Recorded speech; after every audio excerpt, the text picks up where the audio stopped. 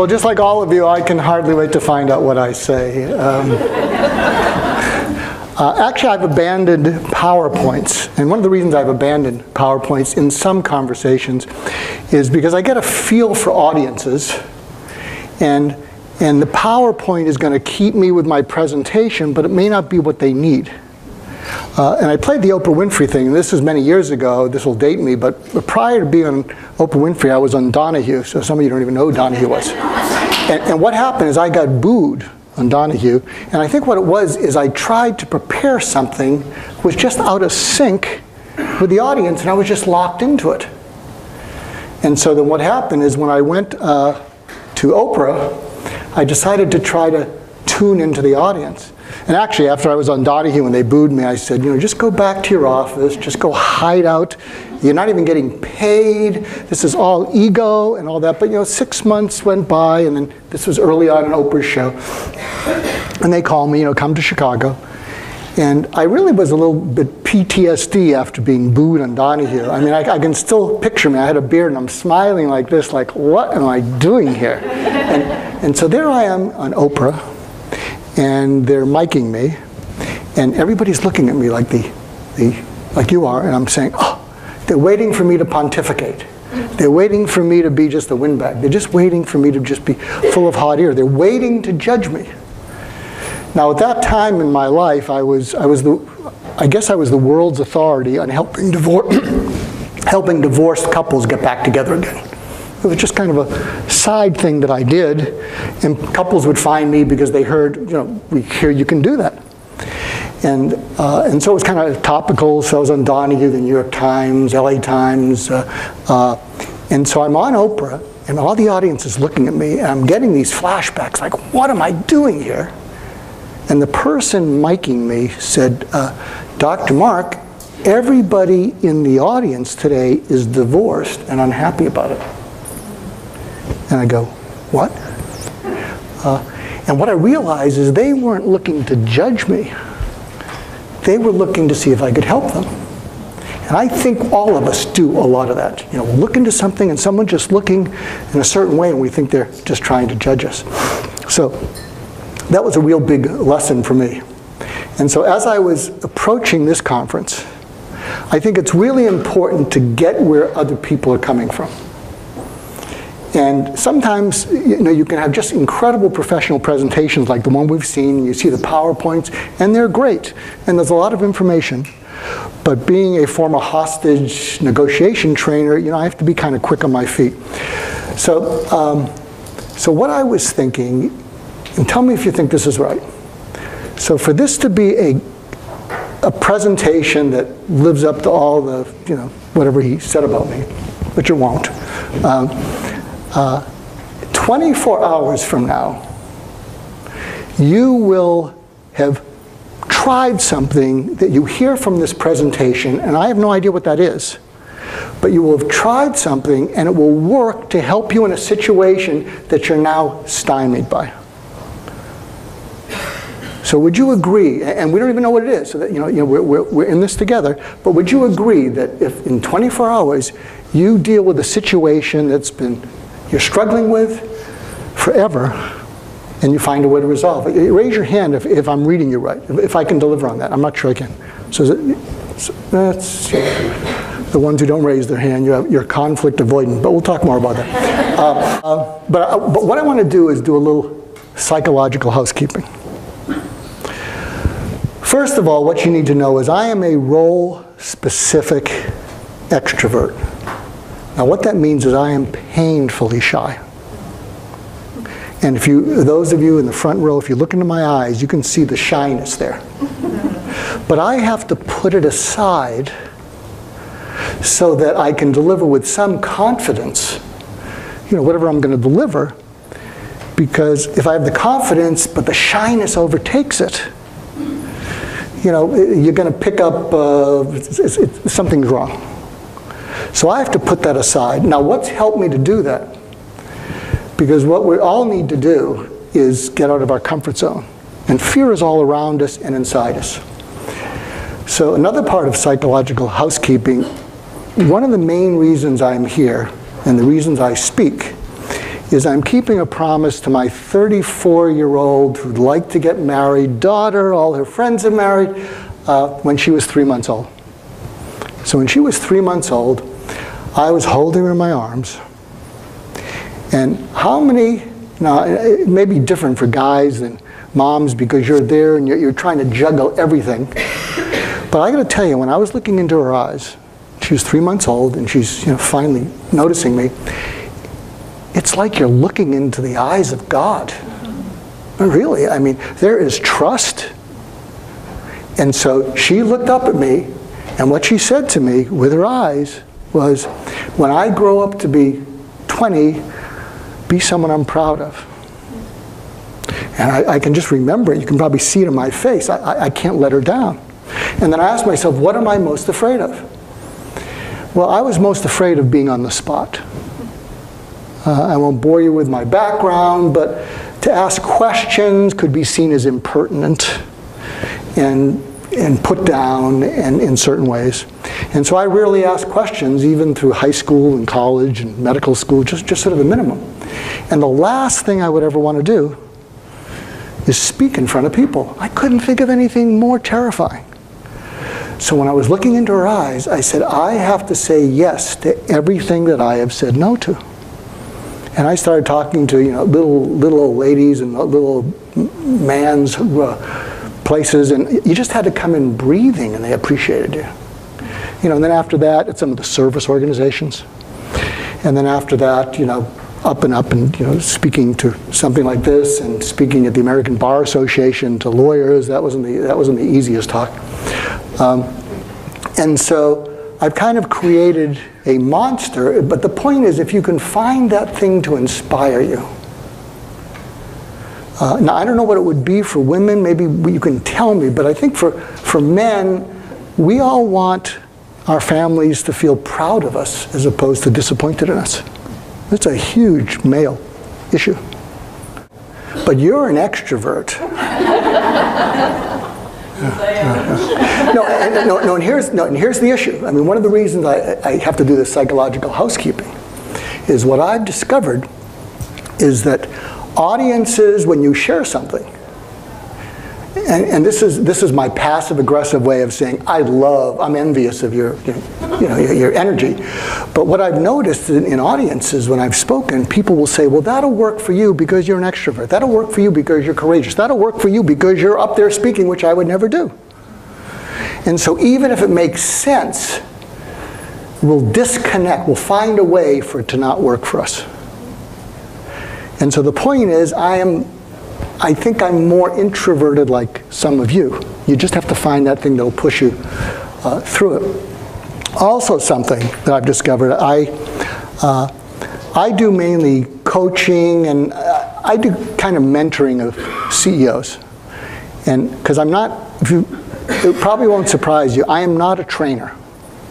And I'm sort of a mind opener.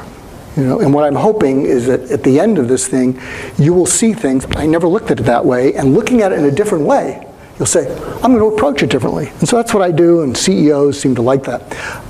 There's some handouts, and I'm fortunate, so if any of these things tickle your fancy, I have a new website up, Goulston Group, not Mark Goulston. It looks businessy. Mark Goulston is a shambles. It's embarrassing, but we got the site up. And my chief learning officer, she does all these things, and she's a top trainer. She always gets the best award when she's over at GE, and she trains around the country, and I'm trying not to have her wear herself out. She's in her middle 50s, and I want her to be around. So if any of those things you want to hear more, she is amazing. She gets the top ratings. But I do coach a lot of women to get into the C-suite. And I coach a lot of women to get into that executive thing. And when I've asked women that I've coached, why do you use me? Why don't you use women? And it's interesting, and you'll relate to this, and Chris and the two of you relate to this from what you just said. What they say is, you're like the big brother I always wanted. And I say, well, what is that like? And they say, you're funny, you're kind of irreverent, you're playful, but you will stand up to me and tell me something that is never going to work in my life, and I will listen to you because it's laced with love. So I gave a keynote at Mattel. I often am the only male speaker in women's conferences, so I gave a keynote at some women's conference, and you look up Mattel Women's Conference and my name, you'll find it. And so what I said to them is I said, be a big sister. This lean in stuff is kind of complicated for a lot of women. You know, what's easy for her to say? If I had $1 billion to lose, well, she lost the husband, so that's sad. But you know, this lean in can be very confusing to a lot of women. But if you can take on the identity of being the big sister that everybody wanted, or that gifted younger sister. So let me ask you, how many of you have like a big sister or a big brother that you have those feelings about that I mentioned? Raise your hands. Yeah. And when you're thinking about them, if I asked you to think about them, it would put a smile on you, wouldn't it? Because you'd feel grateful. And what happened is after the Mattel thing, there was about 300 people there, but 25 women came up. They said, I have never thought of that identity. That's perfect. You know? And sometimes when I coach people, you know, some people are going to push back in this.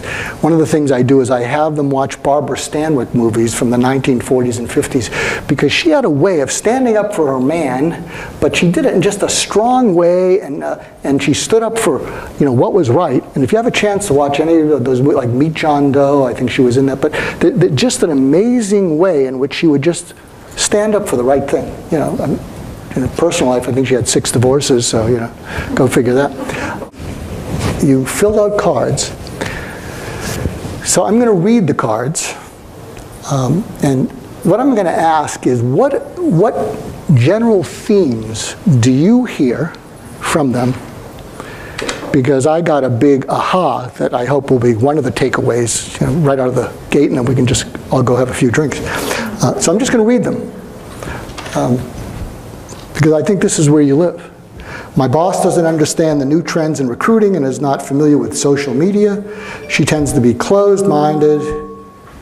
Am I near one of these feedback things? She's probably listening to this. She tends to be closed-minded. The answer is always no.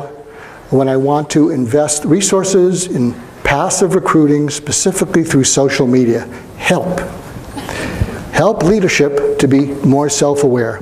What do you do when you have a valuable employee who is in a key leadership position, but who has an overall negative attitude? Never seen one of those, right?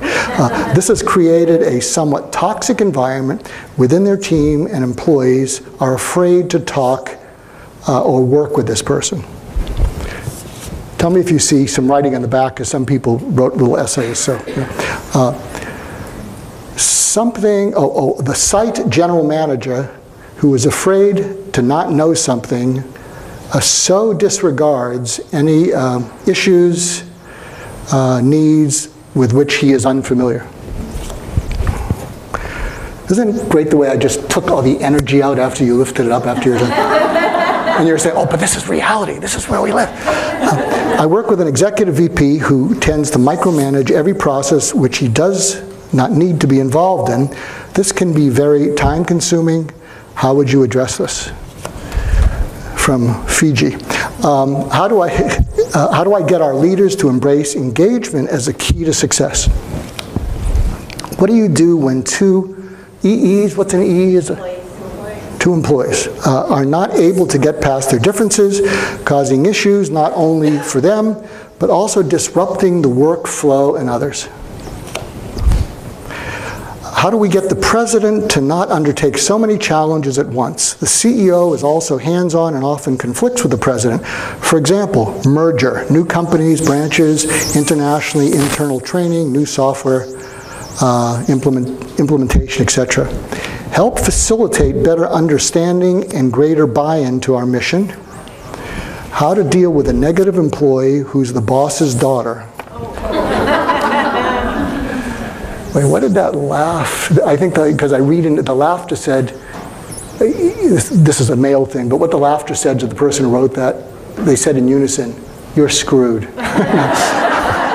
How do I get my extremely busy colleagues to pay attention to and use the information I provide them?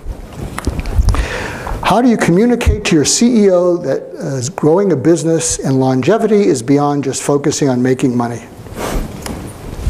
When dealing with an employee that is lying to your face about things that have been ongoing that they decide to bring up after being written up, how do you get them to tell the truth and stop lying? Is that the daughter? No.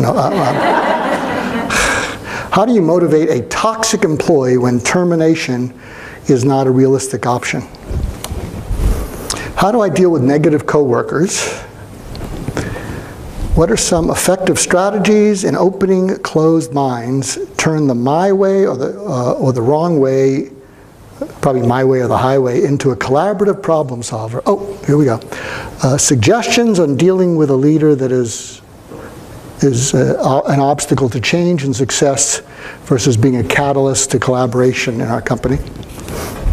How do you create constant growth for employees? Our company is small and the organization chart is more horizontal than vertical.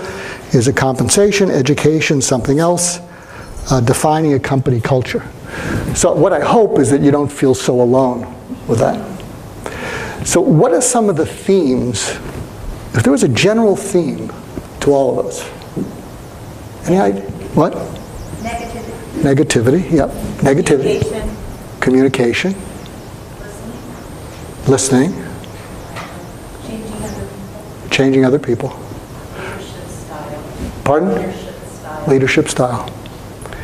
So I created in my mind an avatar. You know, an avatar is kind of a representative of all those cards. And so let me speak from the avatar. And the avatar says, my whole company is conflict avoidant and does it poorly, and that's the bullseye in my job. I don't like it, but I can't get away from it. You know, and I'm expected to wade into conflicts that people either do poorly or they don't do at all. How many would agree with that kind of? Is that a good reading of that? Okay. So now I'm a great believer. And this might be a good thing even to write down to inspire you. There's a saying, where there's a will, there's a way. It's backwards. Where there's a way that's doable by regular people, where you don't have to be rocket scientists or psychiatrists, where there is a way, you'll find the will. So one of the things that we've created at the Goulston group, I gave you sort of a teaser, how to hire with confidence. What we've come up with is a 10-step program that if you follow these, you'll be able to cover all the things you need to do when you hire someone. And it's not rocket science, it's just, oh, that makes sense, that makes sense, that makes sense. And then of course we have to verify it. I'll share the bully one, because the bully one will show you that where there's a way, there's a will. So on September 6, 1995, do any of you remember where you were? Let me refresh your memory. It was the day that a character named Detective Mark Furman took the Fifth Amendment in a trial that you may remember called the O.J. Simpson trial. So did anyone remember that trial? Anybody remember that character? So I worked with the prosecution, and F. Lee Bailey had accused me of drugging him, coaching him, doing whatever to withstand the first cross-examination during the trial. So during the trial, F. Lee Bailey had said, we're going to break that cop. And he didn't break him during the cross-examination. What broke him at the end of the trial, if you'll remember, were these tapes that came out, these awful tapes. And they actually subpoenaed me to come after the cross-examination. But I was conveniently in a building that fell down during the 1994 earthquake, and there was the mail didn't come there. I had to leave my office. You know, even now it's a parking lot. So they couldn't find me. You know, and then a couple of weeks passed. And so it's the end of the trial, and these tapes came out, these ugly tapes. And so there was a day in which Detective Mark Furman took the Fifth Amendment, but I didn't know he took the Fifth Amendment because I was upstairs sequestered. And I'm there, and your life does flash before your eyes. I mean, I'm thinking, what the heck am I doing here? And then I got a little paranoid. They're going to come up, and they're going to throw me under the bus, yada, yada, yada. And one of the things about me, ever since I did this crazy thing from being inspired by looking into my daughter's eyes, is I push myself into horrendous situations to the point where I am flirting with panic, and I never panic, I get smart. And what's happening is I'm upping the ante. So I need to almost, I mean, I'm not going to walk out into traffic and see if I can fly, but I know what's going to happen is I'm going to drop dead with a smile on my face because, you know, I will have just discovered the secret of the universe and I'll have a stroke, it'll kill me. And so there I am, and I'm getting anxious, and it's about 5 p.m., and I don't know what's going on. I didn't know he took the Fifth Amendment. So around 7 p.m. on that day, F. Lee Bailey comes up with Carl Douglas, who was an associate of Johnny Cochran. And what happened on that day, I bring it up because 80% of what I know about difficult people and how do you deal with them, I learned in that one day. So there I was thinking, what am I going to do? I mean, he's kind of old, but, you know, I'm just this shrink. I mean, I was from Central Casting. I had this ugly corduroy jacket on, penny loafers, you know, plaid tie. I mean, what am I doing here? And then what I realized, and this is what all difficult people do. And I'm going to ask you if your mind's eye, you can think of it. And this is also not just the bullies, this is the whiners and the complainers.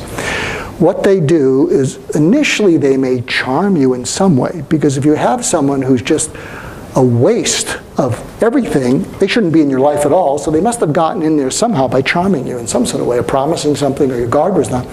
So what I realized is he would charm me, he would frustrate me, he would anger me, and then he would push me into my rage.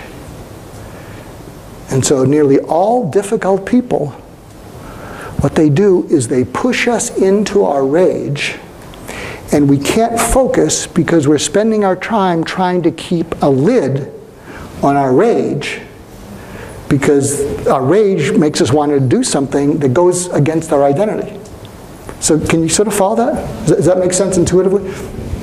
So what happened is I went from panic to I had him hardwired. And so he walks in, and he's across the table from me, and he's with this Carl Douglas next to him. And Bill Hodgman was one of the prosecutors. He got sick and was replaced by Christopher Darden. But the point is, I knew he was going to do that. And so he sat down. Now, one of the things, if you're in the back rows, you can't appreciate, but something that I've developed as a suicide specialist and as a hostage negotiation trainer and a violence interventionist, I have something called eye lock, which means I can hold on to your eyes and I can make our face disappear. You know, and what it is you don't know what we're looking at, but you're not letting go of it. And it comes from a good place. It comes from when I used to see highly depressed, suicidal people. I'd have to lock onto them, and my eyes would say, just don't try to kill yourself between sessions, and you're going to walk out. I'll walk you out. I'll find you. So I had this way of holding on to people's eyes. And so he comes in, and I have him hardwired. And, you know, and so I'm actually fiddling because I was so confident that I knew what he was going to do. And so I just lifted my head up, and then I locked onto his eyes. And so I'm hoping you'll be able to use some of this in your own mind's eye. And so he starts saying things like, you know, Dr. Goulston, we don't know what you're doing here. We know you've been here through the trial. We don't know what your role is. We thought we needed to ask you some things regarding Detective Mark Furman, and we have these things. And what happened is he's making all these statements. He's not asking me questions. And every time I would go instead, uh-huh, I didn't go, uh-huh. I just held onto his eyes and I blinked. You know, and I was just open. And what I realize is when someone uses innuendo, and when someone's trying to maneuver you and you go, uh-huh, uh-huh, what they have done is they have stuck a hook in your neck and they are reeling you in. Can you picture that? You know, when people use this kind of way to maneuver you? And it could be someone saying, I know this is something, you know, you really don't want to talk about, but we need to address it. And what they're doing is they're reeling you in. So I'm blinking, I'm not saying anything. So F. Lee Bailey and my eyes are connected. And so no one else can see that, but he's just talking. I mean, he just thinks, well, it's just sort of a shrink, you know, he's just saying his thing. And then after about 6 minutes, Bill Hodgman is next to me, and he said, Mark, you haven't said anything. Meaning, I didn't say, I didn't say anything. And it was like one of these crazy moments where, you know, the little nebbish, you know, rose from the ashes. And I looked at Bill and I said, he hasn't asked me a question. And so then I looked back at Bailey, and he went like this, and then he started asking questions, and I just held on to his eyes. And I knew, just like in the trial, if you remember in the trial, you know, one part of it is when he had seen Detective Mark Furman, he started building up and then accusing him. So you're saying that you never used the such and such word, and that you never pronounced it. Do you remember some of that from the thing? And so I knew that he would do that he would build to a crescendo. So I'm listening to him. So at first he charms me a little bit, he frustrates me, and then he reaches that point. There he is with his coup de grace. And I looked into his eyes with my eyes said, I'm not perfect, but whoever's hiding more has more to fear. And I can't resist my immature impulse, you know, when people, and I say, well, when it comes to Detective Mark Furman, I never laid a bloody glove on the guy. Told you can't, yeah. I got to give a talk where I don't use that. It's just so silly. But so he's doing that, and then he reaches a point in which he says, so you're saying that you never medicated Detective Mark Furman for his testimony. You're saying that you never prepared him or coached him. And so, do you see this? He's building his whole case, and I'm holding on to his eyes the whole time. And then he stops. And just like all of you are looking at me like, what's Goulston going to say? And I'm holding on to his eyes. And this is going so well that I count 7 seconds. And after 7 seconds, I go, and the whole room goes, what's he going to say? So it's working so well, I count to 7 again. And after I did that, I looked at him and I said, Mr. Bailey, my mind wandered the last 4 minutes. Can you repeat everything you said? What? Yeah, you know, I mean, I don't know if I'm going to be able to get out of the parking lot. It's 7:30. Plus, they haven't validated my parking this week. And he's looking like, what? I said, you know, I'm sorry, you know, because, you know, he thinks of himself as eloquent. I said, could you repeat those things? And he looked over to Carl Douglas and said, basically said, what did I say? So when you're dealing with people who push you into your rage, now it's not always true, but they know that if they can get you enraged, you will not sniff out what they're hiding, something that they're not doing, because you're so busy trying to calm yourself.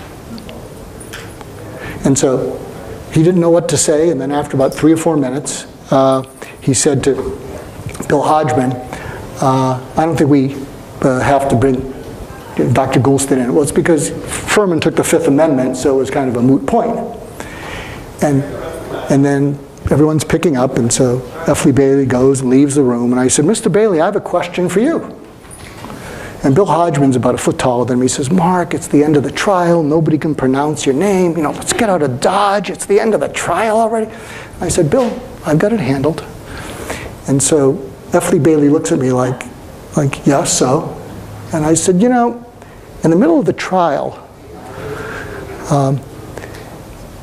an awful word was brought out, the N-word. It's one of the worst words in our vocabulary, especially when a white person utters it. And just like you can't unring a bell, you slurred me in front of everyone yesterday. I mean, because you know, it said that I was going to be sequestered and you were going to meet with me. And you slurred me and create an impression of a relationship with now the most despised person in America, Detective Mark Furman. You know, no one wanted to own him. And he looks at Bill Hodgman like with a look that says, who's your little friend? You know, and then he just gets in, and then he walks out, and so I'm gathering my stuff together, and then F. Lee Bailey comes back into the room, and he looks at me and he says, I'll trade you a retraction in tomorrow's newspaper if you tell me what you figured out about me. And I said, no, it's okay. My name isn't the easiest thing to spell. But what can you learn from that in dealing with difficult people? So one of the blogs that I have there is how to listen to people when they're venting. And there's research at UCLA that shows that when you can get people to say the word that accurately fits their feelings, it lessens their agitation. It's a neurological thing. There's something inside our middle brain, our emotional brain, called an amygdala. If you know anything about emotional intelligence, there's something called an amygdala hijack. And what that means is when you get all agitated by someone, they'll push you away from being able to deal with the situation on its own merits. So all difficult people do that. So you can't really assess anything because you're too busy putting a lid on your, on how awful you feel and what you want to do with them. And so I don't know if you could do this, but we might have to tweak it. And this is slightly out of context, but if you can get the CEO in some conversation where he seems to be agitated, you can say, what would help me is for you to tell me how frustrated you are about the situation. What? Why? No, it'll help me. Trust me on this. How frustrated? And so when you start to draw that off them, and they say the words, well, I'm really frustrated. And then if you follow up with, what frustrates it most about you? About it?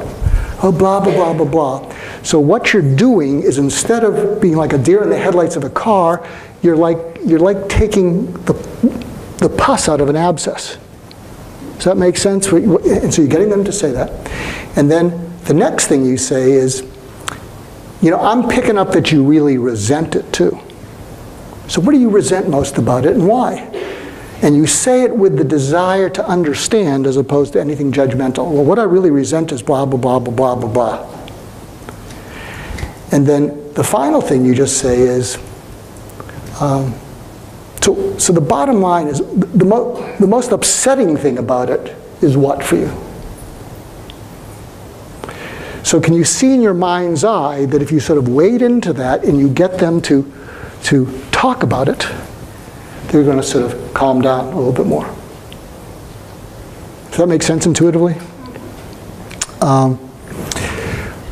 There's another tip that I give. This is good if you're in sales, but it's also something that I think can help you be more present in situations.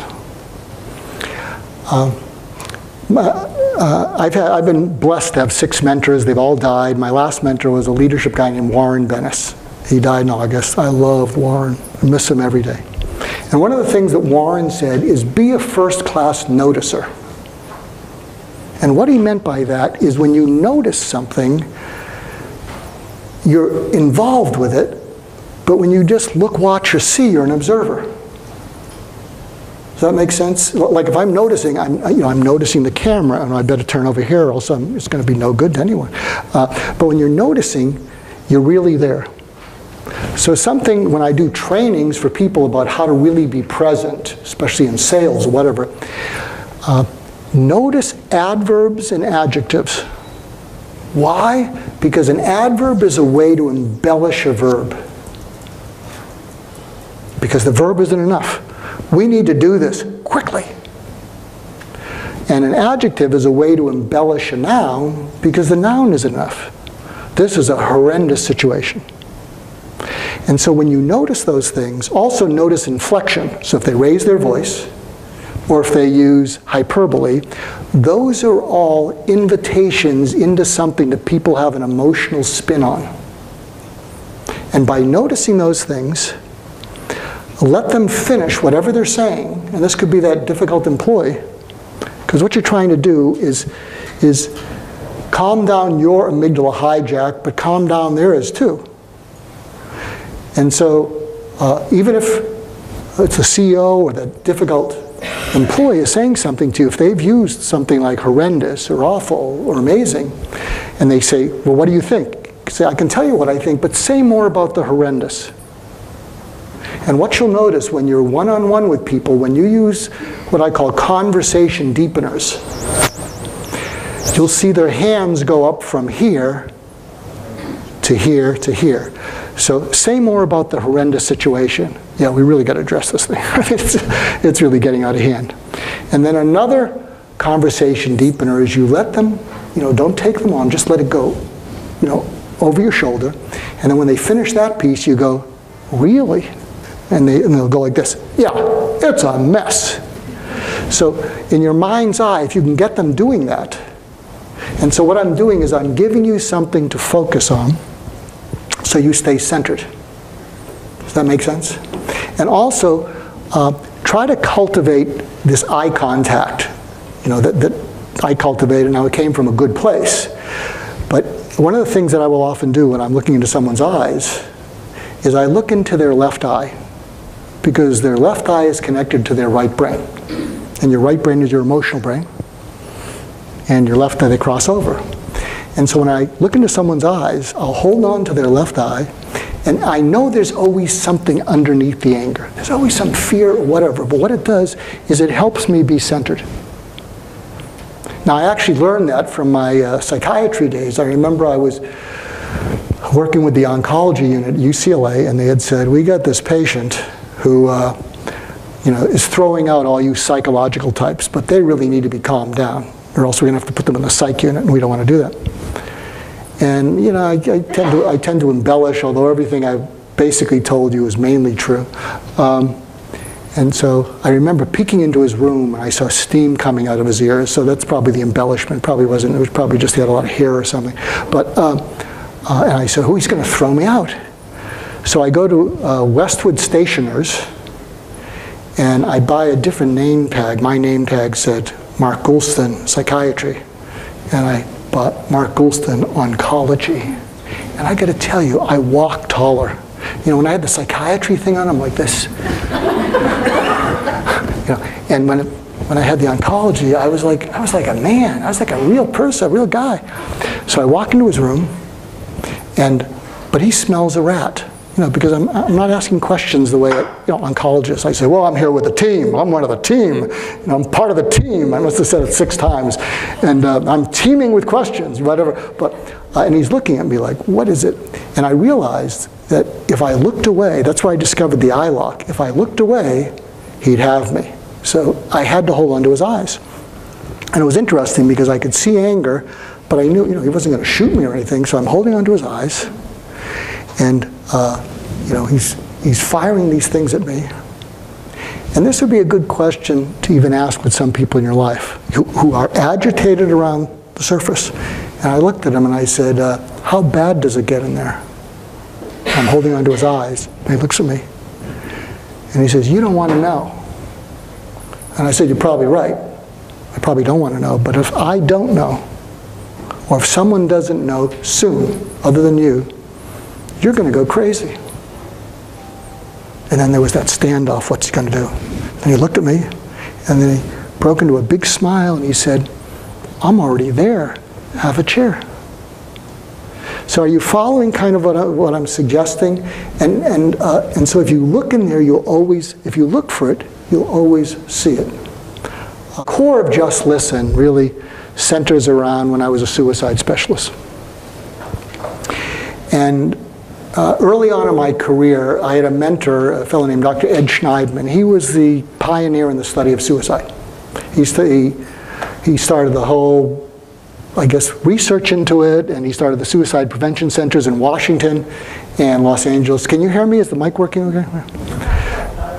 Not quite loud enough, so, but if I go like this, should I pull it up?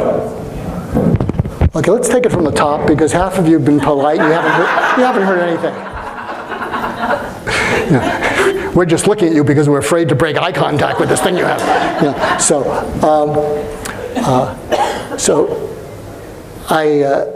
Early on in my practice, what would happen is Dr. Ed Schneidman would see patients who were still suicidal in the inpatient wards at UCLA. But they had to be discharged because they weren't acutely suicidal. You know, you can't keep them there forever. And the residents didn't want to see them. So he had to find someone on the outside who would see them, and that someone was me. And it would always be the same referral. He would call me, and I'd see the page or the beeper, and he'd say, and he's dead too, and I miss him, and he'd say, Mark, this is Ed. I'm with this lovely young woman. I'm with this handsome young man. They're in a lot of pain, Mark. You could help them. See them. And so early on in my practice, about 25% of my patients were suicidal. And only supposed to carry 2 or 3. And my wife will tell you that, you know, we never got to the end of a movie for 10 years because I get paged. So there was one patient who I will call Nancy. She was the most suicidal. She had made 3 attempts. She'd been in the hospital 3 or 4 times over the prior years. And in those days, you could stay in the hospital 2-3 months. And so she comes in the room, and she never made eye contact with me. And I didn't think I was helping her. I'd been seeing her for 6 months, maybe 9 months. And she wasn't catatonic, but if you're me, this would be her. And I didn't think I was helping her, but as I said, it was the longest she'd gone. And what happened is I was moonlighting on one weekend at Metropolitan State Hospital. That's when you cover for all the doctors. And so I was sleep deprived. I don't think I'd slept for 36 hours. And so I see Nancy on a Monday, and she's like that. And as I'm seated with her, all the color in the room turns to black and white. So I'm looking out, and if this is the room, it's all black and white. I'm saying, wow, what's happening? Now I'm young, so I'm kind of game figuring, what's happening? And then it all turns into this cold darkness. And I thought, wow, I'm having a stroke or a seizure. Wow, that's pretty neat. And so since she didn't look at me, and I'm a medical doctor with feedback, I start doing a neurologic exam, you know, of myself. I'm going like this, and I'm going like this, and I'm tapping my knees and whatever. And I said to myself, oh, I'm all here. It's not a stroke or seizure. And then I had this crazy idea that I was looking at the world through her eyes. And I was feeling what she was feeling when she looked like that. And because I was sleep deprived, I blurted out something that normally I would probably keep to myself.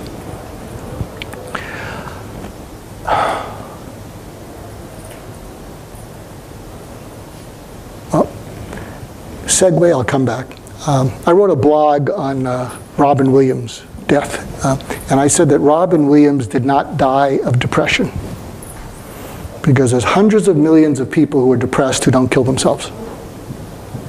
What Robin Williams died of was despair. And if you break the word despair into D-E-S-P-A-I-R,